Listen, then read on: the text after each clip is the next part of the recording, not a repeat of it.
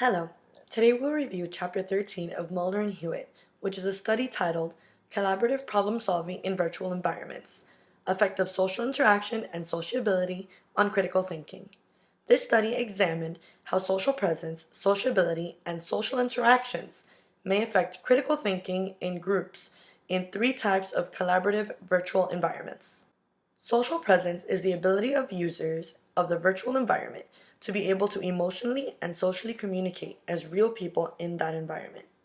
Sociability of virtual environments refers to how the environments might differ in facilitating the emergence of a social space that is conducive to social interaction in learning communities. Social interactions are mutually interdependent actions between two or more e-learners in a collaborative virtual learning community.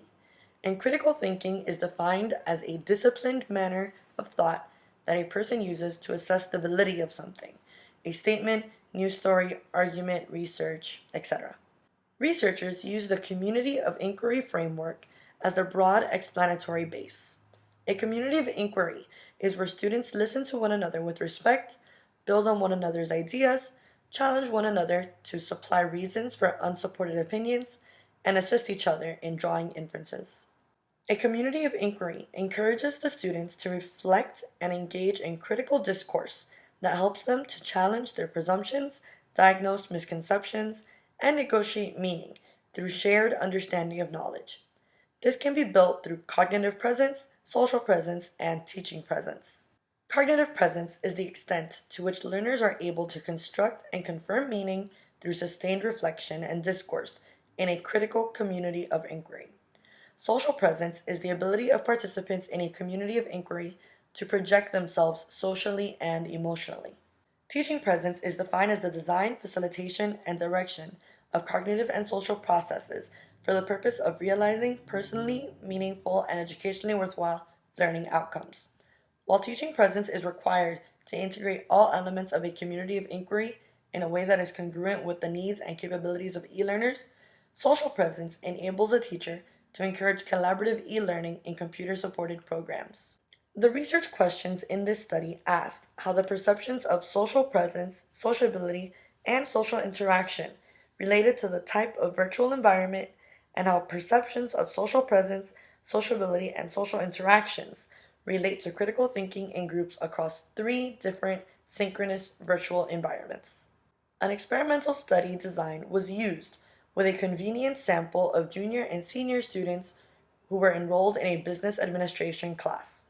The three synchronous virtual environments were text chat, audio conference, and an avatar-based online environment. There were 30 participants, 19 males and 11 females, with an average age of 25. Participants were divided into three groups by virtual environment, with 10 participants in each group.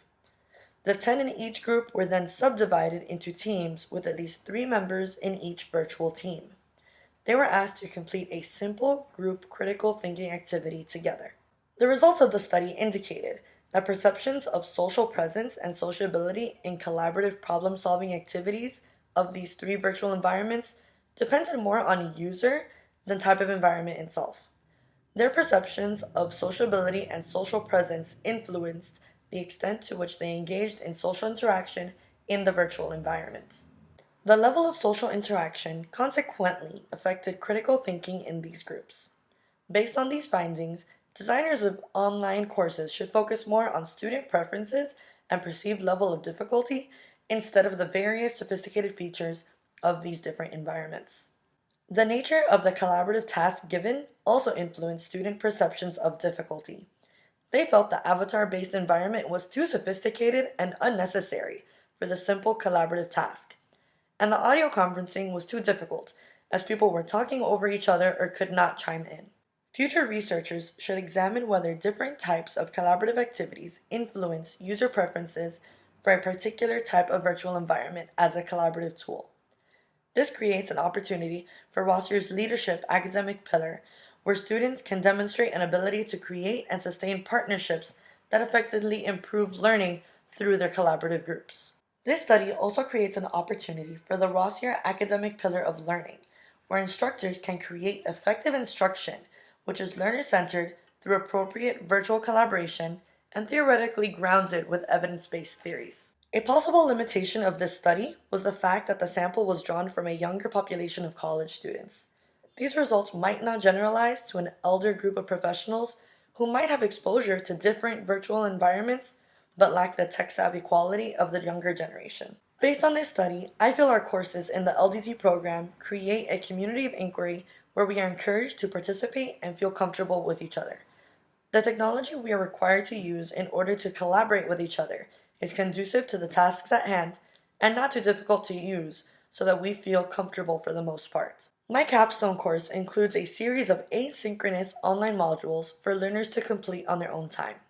This is to be supplemented by a synchronous online component, much like our classes every week, where we will discuss the modules completed. With the excitement of new technology, I can see how as a designer, I would choose a collaboration tool for my course which wouldn't necessarily be the most effective for my students. It reminds me of the fruit truck example we used in EDUC 582. Just because it's the newest technology doesn't mean it's the best for the task at hand. In conclusion, nature of collaborative activity and user difficulty are factors that are often considered less important when making decisions about which type of virtual environment should be used in collaborative online communities.